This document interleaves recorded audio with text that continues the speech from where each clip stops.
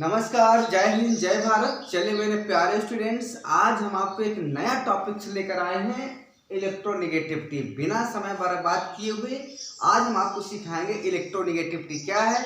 और जो भी आरसी सिंह चैनल में पढ़ रहे हैं उनका बहुत बहुत स्वागत है।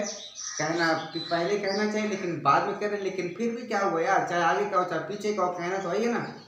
जैसे अभी कल मैं एक परीक्षा में एक एग्जाम में पूछ रहा था, एग्जाम में क्या कक्षा में पूछ रहा था कि मैंने कहा परमाणु क्या है, तो एक स्टूडेंट्स ने कहा कि परमाणु वो हथियार होते हैं जो हमारे देश से पाकिस्तान में छोड़े जाते हैं।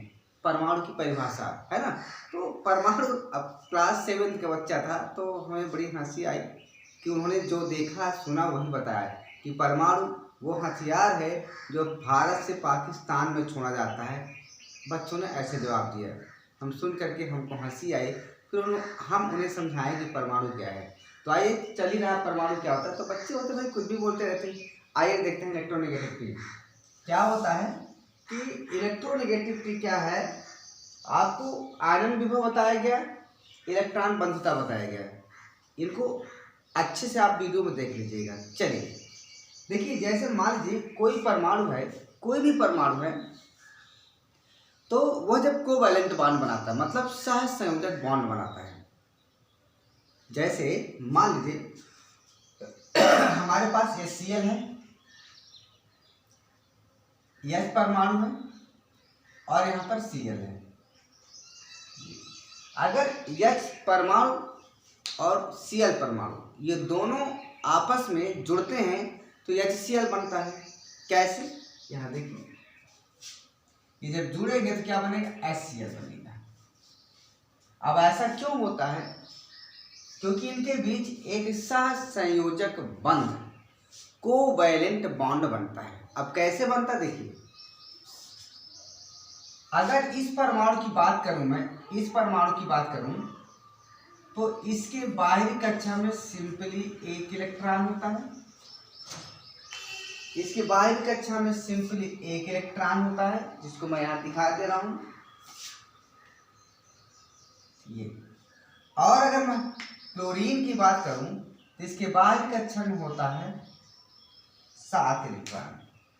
कितने होते हैं, 7, 1 2 3 4 5 6 7 ये।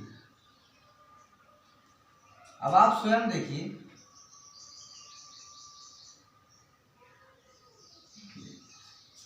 क्लोरीन की जरूरत है 1 इलेक्ट्रॉन की 8 पूरा करने के लिए, अष्टक पूरा करने के लिए। हाइड्रोजन को जरूरत है 2 इलेक्ट्रॉन की। तो क्या करते हैं, ये दोनों इलेक्ट्रॉन एक इलेक्ट्रॉनों, दोनों परमाणु एक इलेक्ट्रॉनों को शेयरिंग करते हैं। अर्थात यहां से क्या होगा कि इसका इलेक्ट्रॉन और इसका 1 इलेक्ट्रॉन मिल करके शेयरिंग करेंगे।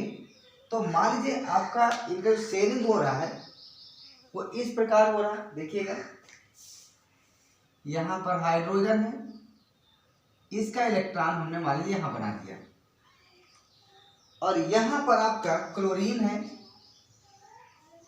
इसका 1 इलेक्ट्रॉन हमने यहां दर्शा दिया। क्लोरीन में 7 इलेक्ट्रॉन जैसा ऊपर दर्शाया गया है, और हाइड्रोजन में कितने इलेक्ट्रॉन है, 1।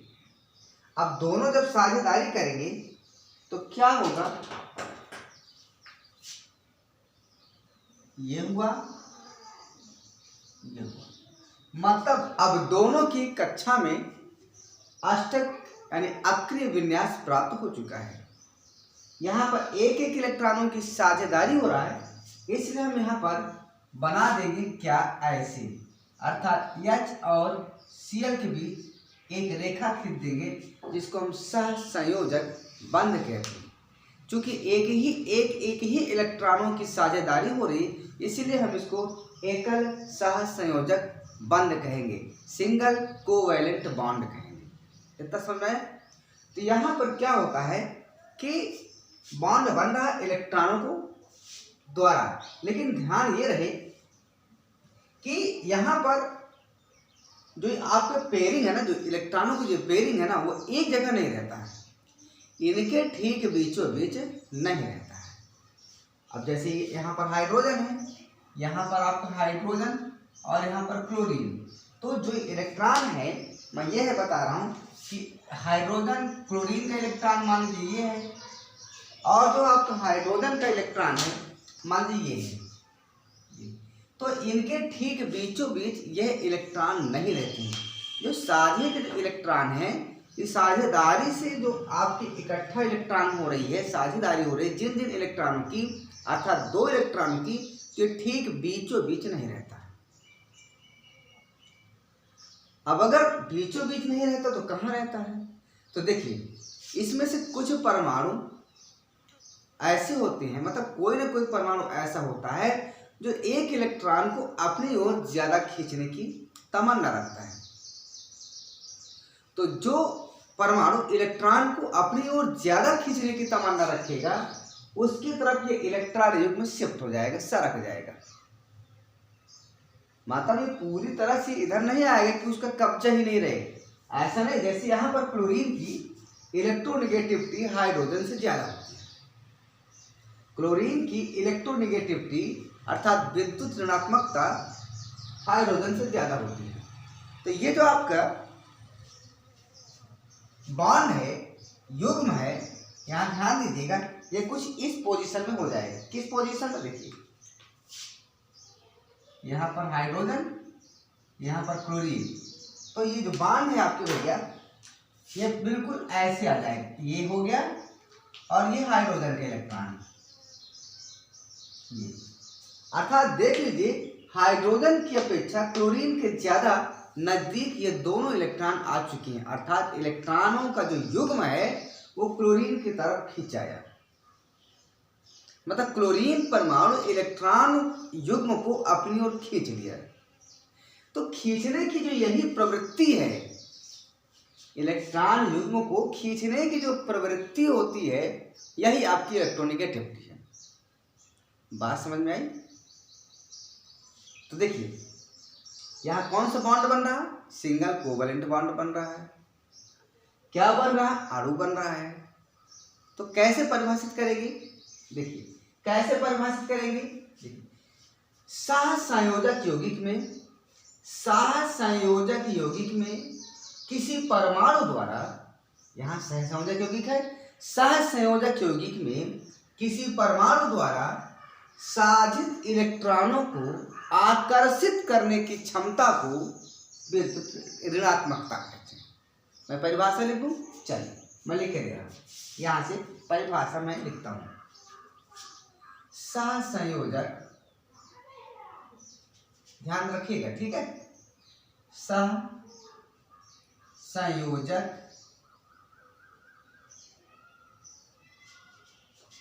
यौगिक में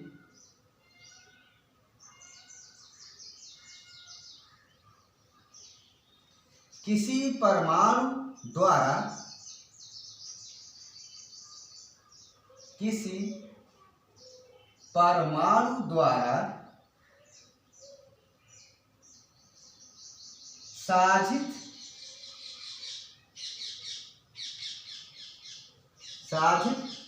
इलेक्ट्रॉनों को,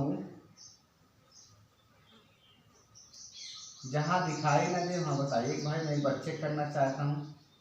इलेक्ट्रॉनों को मैं एक बार चेक करूं, क्या दिखाई दे रहा है या नहीं दिखाई दे रहा है? हाँ ठीक है, कोई बात नहीं, बहुत है, यहां तक दिखाई दे रहा है, कोई दिक्कत नहीं। सहसंयोजक यौगिक में किसी परमाणु द्वारा साझित इलेक्ट्रॉनों को आकर्षित करने की प्रवृत्ति, आकर्षित करने की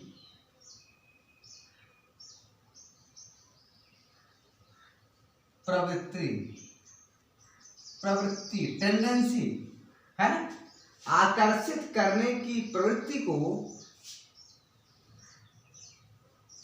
जाता है परमाणु की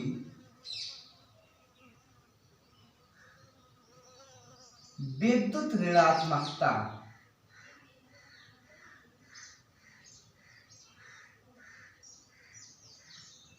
इलेक्ट्रोनेगेटिविटी कहते हैं। ये टेंडेंसी है इलेक्ट्रॉनों को खींचने के लिए किसी परमाणु द्वारा। यहाँ पर अणु बन रहा है, इस अणु में कोवैलेंट बॉन्ड है, तो यहाँ से सात संयोजक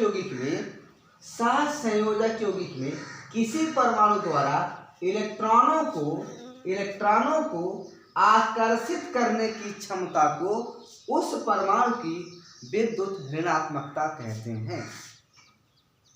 अब हम उस परमाणु क्यों कह रहे हैं भाई? आप यहाँ भी कह सकते हैं परमाणुओं की, ऐसे भी कह सकते हैं, क्योंकि इसकी भी विद्युत ऋणात्मकता होगी, हाइड्रोजन की भी विद्युत ऋणात्मकता होगी।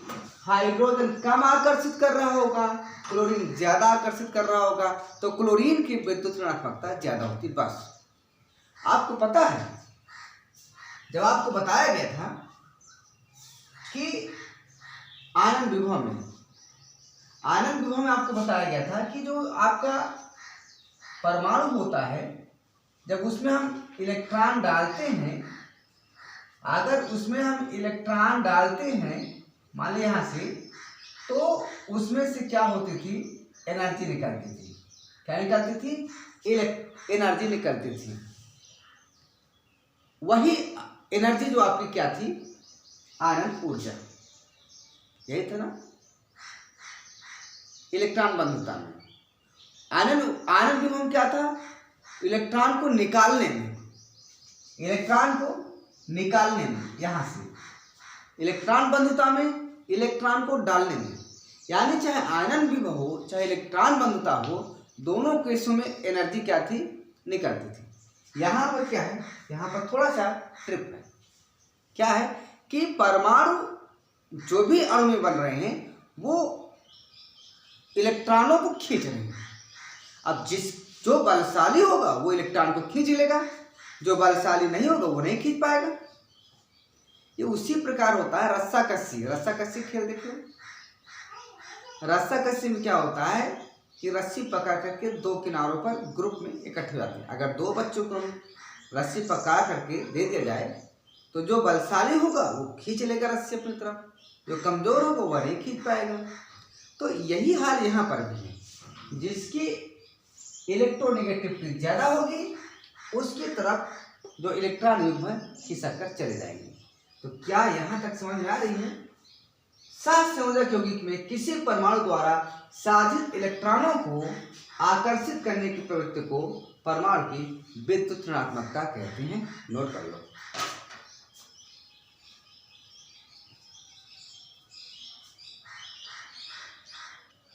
चलिए देखते हैं, इसको हम थोड़ा इरेज करेंगे अब, ठीक है। अब आगे देखिए क्या हो रहा है, बहुत मजेदार चीज है। देखिए जब यहां से कोवैलेंट बॉन्ड बनता है तो ध्यान रखिएगा, जैसे यहां पर ये HCl बना, ये तो कोवैलेंट बॉन्ड तो बनेगा, लेकिन जैसे इसमें कोवैलेंट बॉन्ड बनता है तो चूंकि जो परमाणु इलेक्ट्रॉन युग्म को अपनी ओर खींचती है, हल्का खींचे, बहुत ज्यादा नहीं खींच लेगा कि यहाँ से पूरी तरह से कब्जा कर ले। सोडियम क्लोराइड में क्या होता है, सोडियम से पूरी तरह से इलेक्ट्रॉन जाता है, लेकिन ऐसा कुछ नहीं। यहाँ पर जैसे ही इसके तरफ क्लोरीन की तरफ इलेक्ट्रॉन हटेगा, जाएगा, खिसकेगा, तो यहाँ पर आंशिक ऋण आवेश आएगा। क्या आएगा? ऋण आवेश, हल्का सा माइनस आवेश आएगा। और इसकी तरफ से गया तो इस पर हल्का सा प्लस आवेश। अभी भले कह दे कि यार मैं दान दे दिया, यार मैं दे दिया, ऐसा कुछ नहीं, कमजोर था इसलिए दिया, ये बलशाली था इसलिए ले दिया। तो मतलब यहाँ पर एक आयन उत्पन्न हो गए, अपोजिट आयन, इसलिए हम यहाँ पर आयनिक यौगिक भी कह सकते हैं, आयनिक बंध भी कह सकते हैं। यहाँ पर उत्पन्न हो गया आयनिक बंध यहाँ पर उत्पन्न हो गया, ठीक है। चलिए, उत्पन्न हो जाता है।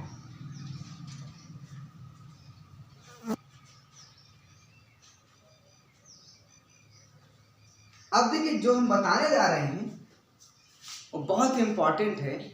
जो इलेक्ट्रॉन बंधुता थी और विद्युत ऋणात्मकता, इन दोनों में क्या अंतर है? तो यहाँ से बहुत ही मजेदार चीज है, ध्यान दीजिएगा। मैं यहाँ लिख रहा हूँ इलेक्ट्रॉन बंधुता,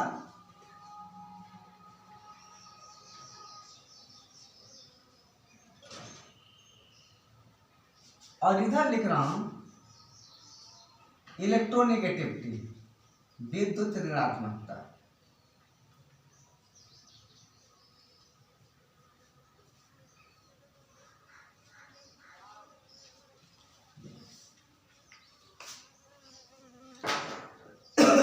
अब देखिए यहां पर देखिए इलेक्ट्रॉन बंधुता क्या होती है। इलेक्ट्रॉन बंधुता क्या होती है? इलेक्ट्रॉन को ग्रहण करने से संबंधित है। क्या है? इलेक्ट्रॉन को ग्रहण करने से संबंधित है। मैं यहां लिख रहा हूं, नंबर 1 पर लिख देंगे इलेक्ट्रॉन ग्रहण करने से संबंधित है। इलेक्ट्रॉन ग्रहण करने से संबंधित है।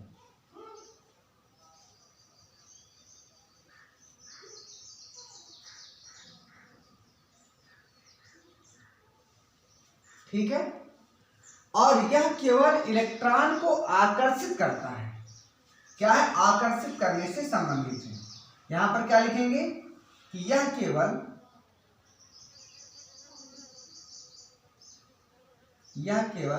क्या करते भाई? आकर्षित किया है ना, तो यह इलेक्ट्रॉन को आकर्षित करने की, या इलेक्ट्रॉन को देखो यह केवल इलेक्ट्रॉन को आकर्षित करने की प्रवृत्ति होती है, प्रवृत्ति है। पहला चित्ती हो गया। जो इलेक्ट्रॉन बंधुता होती है वो क्या होती है कि इलेक्ट्रॉन ग्रहण करने से संबंधित है, जबकि विद्युत ऋणात्मकता है यह केवल इलेक्ट्रॉन को आकर्षित करने की प्रवृत्ति। पहला अंतर। क्लियर? इलेक्ट्रॉन बंधुता क्या है हमने वीडियो में डाल दिया है, आप जाकर देख लीजिएगा। दूसरा इसमें क्या है? दूसरा इसमें क्या हो जाएगा कि यह उदासीन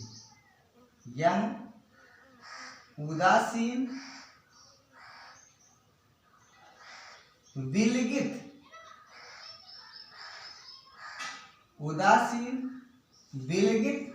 गैसीय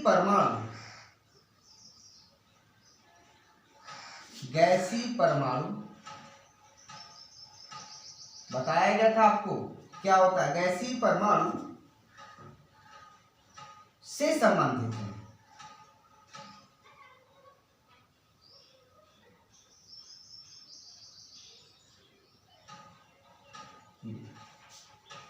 ठीक है, और यहां पर क्या होता भैया, जब ये इलेक्ट्रॉन यहां पर आता है तो देखिए क्या होता है, समझिए मेरी बात को। मैं क्या कहना चाह रहा हूं कि जब किसी जगह दो परमाणु आपस में आते हैं, मान लीजिए यहां पर फ्लोरीन है, मान लो। अब अगर चूंकि इसको इलेक्ट्रॉन की आवश्यकता है तो यह एक इलेक्ट्रॉन ग्रहण करेगा। क्या करेगा? एक इलेक्ट्रॉन ग्रहण करेगा। तो यहां पर जब इलेक्ट्रॉन इसने ग्रहण किया तो यहां पर तो क्या हो गया, जैसे इसमें इलेक्ट्रॉन आया तो यहां इलेक्ट्रॉन बंधुता हुई, बिल्कुल इलेक्ट्रॉन बंधुता हो गई।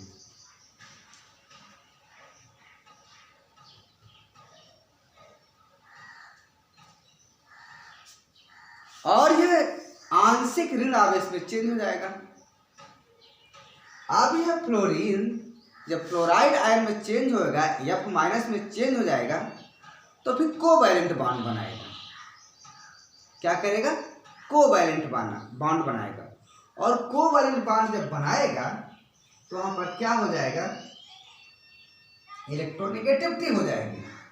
अब जब यह किसी से, मान लो यहां पर Cl है, फ्लोरीन नहीं, इसको नहीं, ये क्या हो जाएगा, याद कर रहे हैं ये। अब जब यह किसी के परमाणु के साथ कोवैलेंट बनाएगा तो फिर वहां पर इलेक्ट्रोनेगेटिविटी हो जाएगा। बस ये भाई कोई परमाणु है, जब वो इलेक्ट्रॉन को ग्रहण करेगा तो वहां तो इलेक्ट्रॉन बंधुता होगी, और परमाणु इलेक्ट्रॉन ग्रहण करने के बाद जब कोवैलेंट बॉन्ड बनाएगा तो वहां पर इलेक्ट्रोनेगेटिविटी उत्पन्न हो जाएगी। मतलब इलेक्ट्रॉन बंधुता और इलेक्ट्रोनेगेटिविटी लगभग एक दूसरे के पास ही लगभग रिलेटेड है। बहुत बड़ा ये इम्पॉर्टेंट पॉइंट है यहाँ पर। इलेक्ट्रॉन बंधुता और इलेक्ट्रोनेगेटिविटी ये एक दूसरे से ही संबंधित है। ठीक है, चलिए अब यहाँ पर स्वतंत्र था ये, तो यहाँ पर क्या हो जाएगा, यह केवल स्वतंत्र परमाणु के लिए परिभाषित नहीं है। यह स्वतंत्र, देखो यार 1 मिनट थोड़ा सा,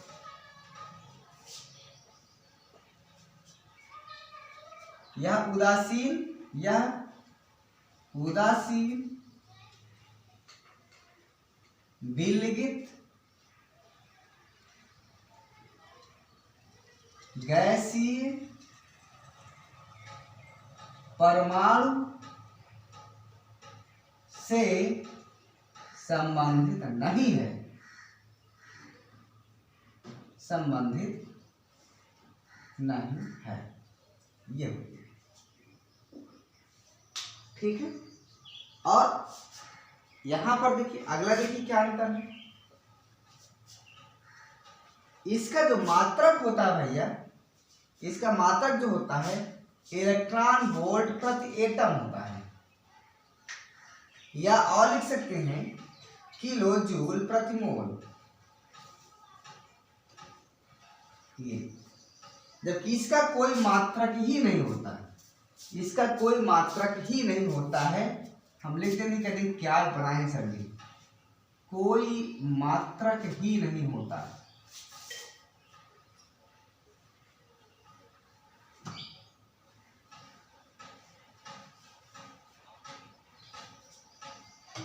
ठीक है, नोट डाउन कीजिए।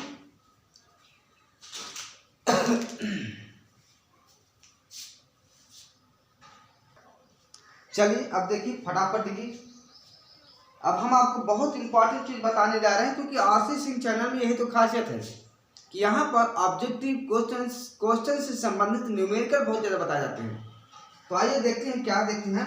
अब इसका जो अगला टॉपिक है आपका वो है विद्युत ऋणात्मकता की निर्भरता।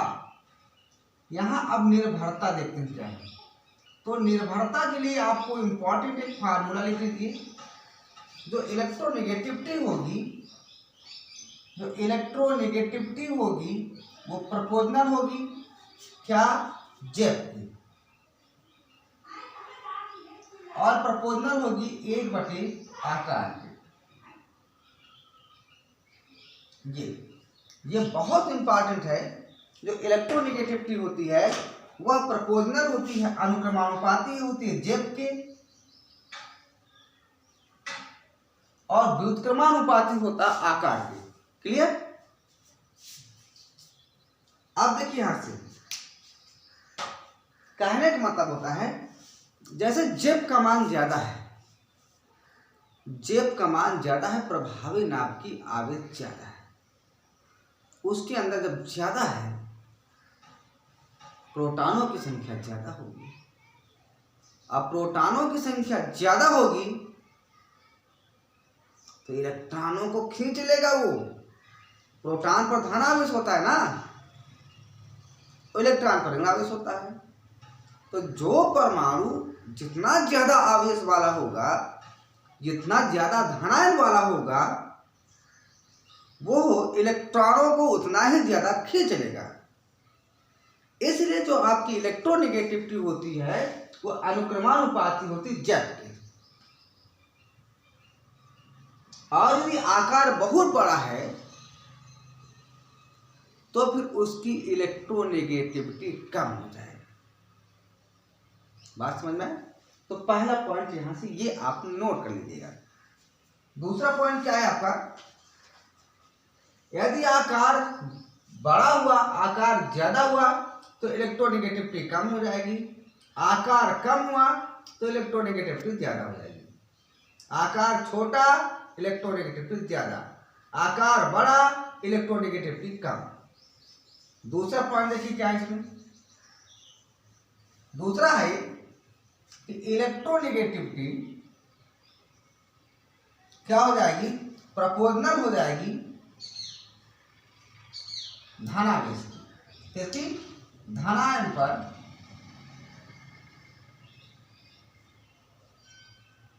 आवेश की संख्या, आवेश की संख्या, ठीक है। एक मिनट भाई पोषण,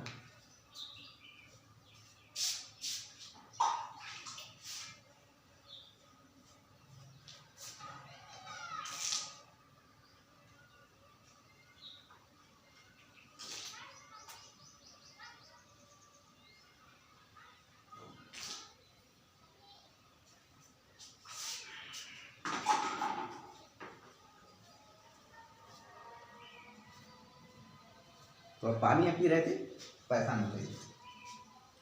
यानी अगर धनायन की संख्या ज्यादा हो रही है तो इलेक्ट्रोनेगेटिविटी ज्यादा हो जाएगी। कैसे? जैसे फॉर एग्जाम्पल मान लीजिए यहाँ पर कोई परमाणु है, ए है, इस पर एक आवेश है, फिर उस पर 2 आवेश आ गया, फिर उस पर 3 आवेश आ गया, ये तो इलेक्ट्रोनेगेटिविटी किसकी ज्यादा हो जाएगी, इसकी, क्योंकि इस पर धन आवेश की संख्या ज्यादा होती है। फिर इसकी और सबसे कम A+C। बात समझ भाई? अरे धनायन का मतलब होता है इलेक्ट्रॉन निकलना। जैसे यहाँ देखिए सोडियम है ना आपका, सोडियम में 3 कक्षाएं होती हैं, पहली कक्षा, दूसरी कक्षा और तीसरी कक्षा। अगर इसमें 1 होता है, इसमें 8 होते हैं। अगर सोडियम में से 1 इलेक्ट्रॉन निकल गया तो इसके पास कितनी कक्षा, 2 ही कक्षा बचेगी, एक ये। तो जब 2 ही कक्षा बची, 2 ही कोष बचे, 2 ही सेल बचे हैं, तो आकार छोटा हो गया ना, और आकार छोटा हो जाएगा तो देखिए इलेक्ट्रोनेगेटिविटी बड़ी हो जाएगी। तो ध्यान रखिएगा, अगर धनायन पर आवेश की संख्या ज्यादा है तो इलेक्ट्रोनेगेटिविटी ज्यादा होगी। चलिए तीसरा पॉइंट देखिए,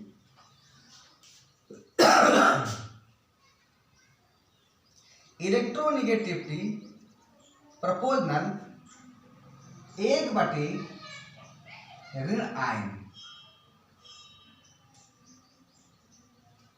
आयन पर आवेश की संख्या।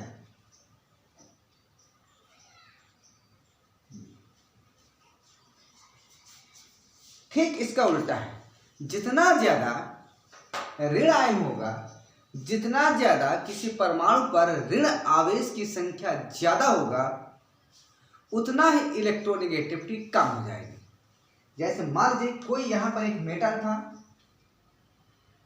यम है, उस पर माइनस है, फिर यम माइनस है, फिर यम माइनस हो गया।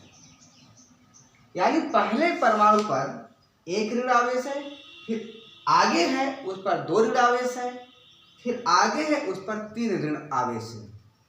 तो यहां पर ठीक उल्टा हो जाएगा, सबसे ज्यादा इलेक्ट्रोनेगेटिविटी इसकी होगी, फिर इसकी होगी, और सबसे कम यम माइनस पर। क्या नीचे तक दिखाई दे रहा है? मैं एक बार चेक कर लूं, फिर आगे चलते हैं या तो फिर इरेज करके। ठीक है, इसका स्क्रीनशॉट ले लीजिए, हम इसको मिटाने के बाद लिखेंगे। हो गया स्क्रीनशॉट? ले लीजिए। चलिए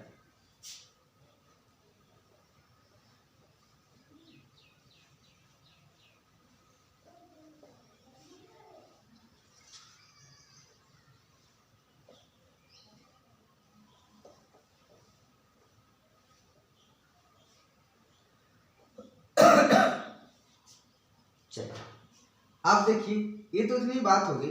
अब आवर्त सारणी में इसका क्या हो रहा है, किस प्रकार आवर्त सारणी में आवर्तिता हो रही है। आवर्त सारणी में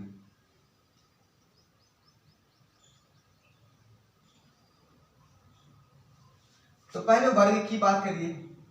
वर्ग में क्या होता है, जैसे किसी वर्ग में ऊपर से नीचे आएंगे अगर हम ऊपर से नीचे आएंगे तो क्या होता है, कोषों की संख्या बढ़ेगी। अब कोषों की संख्या बढ़ेगा तो इलेक्ट्रोनेगेटिविटी प्रोपोर्शनल 1 by कोषों की संख्या, यही तो बताया गया अभी। इलेक्ट्रोनेगेटिविटी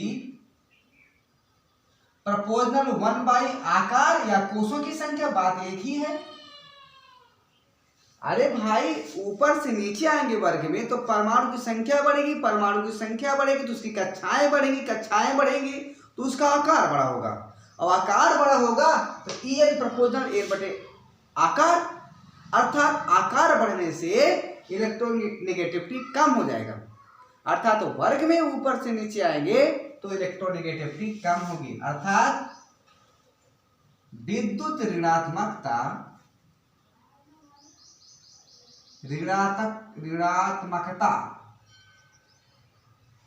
ऊपर से नीचे आने पर कम होगी। ये बात समझ में आई। अब वर्ग में देख लीजिए, सॉरी आवर्त में देख लीजिए, अगर हम आवर्त में बाएं से दाएं जाएंगे, ऐसे जाएंगे, आवर्त है तो आपको पता है कि जो इलेक्ट्रॉन है एक ही कोष में जा रहे हैं। इलेक्ट्रॉन होते हैं वो एक ही कोष में, मान लीजिए पहला ये है, इसमें चला गया तो 1 इलेक्ट्रॉन, फिर आगे चला गया तो इसमें 2 इलेक्ट्रॉन हो गया, फिर आगे चला गया तो इसमें 3 हो गए, फिर आगे चला गया तो इसमें 4 हो गए, ऐसे ऐसे ऐसे ऐसे, यानी इलेक्ट्रॉन एक ही कोष में प्रवेश करते हैं, अर्थात प्रोटॉनों की संख्या बढ़ती है। और जब प्रोटॉनों की संख्या बढ़ेगा तो जेब का मान बढ़ेगा, और जेब का मान बढ़ेगा तो क्या होगा, अभी तो आपको बताया गया, क्या बताया गया था कि ई एन प्रोपोर्शनल जेब, ये तो बताया गया था। अर्थात बाएं से दाएं जाने पर किसी आवर्त में जेब का मान बढ़ेगा, जेब का मान बढ़ने से क्या होगा, इलेक्ट्रोनेगेटिविटी का मान बढ़ेगा, अर्थात विद्युत ऋणात्मकता का मान बढ़ेगा। ये हो गया आपका सामान्य नियम, क्लियर। अब यहाँ कुछ मैं इंपॉर्टेंट चीज बताने जा रहा हूं, उसको ध्यान रखिएगा, बहुत इंपॉर्टेंट चीज है। देखिए आपको जो सबसे ज्यादा बहुत ही स्पेशल चीज है, इसको ध्यान रखिएगा, जैसे आपको याद हो जाए याद कर लीजिएगा, क्योंकि यहाँ याद करने का ट्रिक व्रिक बहुत कम होता है, कुछ ही होता है। जैसे अगर देखा जाए तो जो आपका हाइड्रोजन होता है उसका होता है 2.1 होता है, और उसके बाद जो कार्बन होता है उसका लगभग होता है 2.5 इलेक्ट्रोनेगेटिविटी, और जो नाइट्रोजन होता है उसका लगभग 3 होता है, जो ऑक्सीजन होता है यहाँ पर मैं नीचे लिख देता हूँ 3, और जो ऑक्सीजन होता है वो कितना होता है भैया 3.5 होता है। इनको ध्यान रखिए कि सब नोट कर लीजिएगा, याद रहेगा। जो फ्लोरीन होता है आपका वो लगभग कितना होता है 4 के आसपास होता है, ठीक है। और यहाँ देखिए फास्फोरस जो होता है वो लगभग 2.1 होता है, और इसके बाद जो सल्फर होता है वो लगभग कितना होता है आपका 2.5 होता है, जो क्लोरीन होता है वो लगभग 3 होता है, जो ब्रोमीन होता है वो लगभग कितना होता है 2.8 होता है, और लास्ट में एक चीज और आप समझ लीजिए आयोडीन, ये लगभग होता है 2.5 ऐसे होता है। तो इनको आप याद कैसे करेंगे, बस याद ही तो करना है, क्योंकि क्रम इनको याद करना बहुत आवश्यक होता है। तो ध्यान रखिएगा, आप अगर इनको आरोही या अवरोही क्रम में सजाएंगे तो आप कैसे लिखेंगे इसको। सबसे ज्यादा फ्लोरीन कहाँ है, देखिए यहाँ पर 4 है, सबसे ज्यादा है, तो फ्लोरीन की सबसे ज्यादा, फिर उससे कम ऑक्सीजन की, फिर उससे कम नाइट्रोजन की, ये ठीक है। आई बात समझ में, क्या समझ में आ रहा है। मैं थोड़ा दूसरे पेन का यूज कर दूं क्या, 1 मिनट। सबसे ज्यादा फ्लोरीन की, फिर ऑक्सीजन की, फिर नाइट्रोजन की, फिर क्लोरीन की, फिर आपका लगभग ब्रोमीन की, फिर आपका आयोडीन की। ये एक तो स्टेप ये हुआ, ठीक है। और दूसरा आप स्टेप याद कर लीजिएगा यहाँ लगभग एक देखिए नाइट्रोजन और क्लोरीन, नाइट्रोजन कहाँ 3 है और क्लोरीन 3, तो यहाँ पर नाइट्रोजन और क्लोरीन की लगभग बराबर कर दीजिए ये, और कुछ तो बराबर नहीं है। जरा देखिए फास्फोरस का देखिए कहाँ है, ये 2.1 और 2.1 है, और साथ में आयोडीन, तो ये भी फास्फोरस और आयोडीन। तो क्या यहाँ फास्फोरस में नहीं लिखा है? अगर नहीं लिखा तो कोई बात नहीं, देखते हैं क्या होता है। यहाँ लिखिए, फिर आयोडीन के लिखिए, फिर उसके बाद सल्फर, फिर उसके बाद क्या लिखेंगे कार्बन, और कार्बन के बाद क्या लिखेंगे फास्फोरस, फिर हाइड्रोजन। तो यहाँ पर देखिए आयोडीन और सल्फर का लगभग बराबर है, आयोडीन यहाँ है सल्फर यहाँ, ये लगभग बराबर हो जाएगा। और कार्बन का ठीक तो है, ओके। और यहाँ पर देखिए जो सल्फर और कार्बन, सल्फर और कार्बन 2 पॉइंट, ये भी लगभग बराबर है। और इसके बाद जो आपका क्लोरीन है, ये तो ठीक है ऊपर है, नीचे देखिए आपका कार्बन का फास्फोरस से ज्यादा है क्या, तो कार्बन 2.5 है और फास्फोरस 2.1 है, तो कार्बन का ज्यादा है। और हाइड्रोजन का भैया देख लो, आप हाइड्रोजन को देख लीजिए 2.1 है और फास्फोरस का 2.1 है, यहाँ हो जाएगा आपका लगभग इक्वल। ये इसका क्रम है, इसको ध्यान रखिएगा। सबसे ज्यादा आवर्त सारणी में क्लोरीन की जो इलेक्ट्रोनेगेटिविटी होती है वो ज्यादा होती है। तो याद कैसे करेंगे इसको भैया, फोन कल बुरा आई, अब जैसे आप क्या करें, फोन कल बुरा आई, फोन कल बुरी आई, ये फोन कल बुरी आई, FON, फोन कल बुरी आई। ध्यान रखिएगा, इलेक्ट्रोनेगेटिविटी है, खींचने वाली है, विद्युत ऋणात्मकता है, लेने वाला है, खींचने वाला है, कोई चुराने वाला है। फोन कल बुरा आई, फोन कल बुरा आई, हो गया। ये क्या है भैया,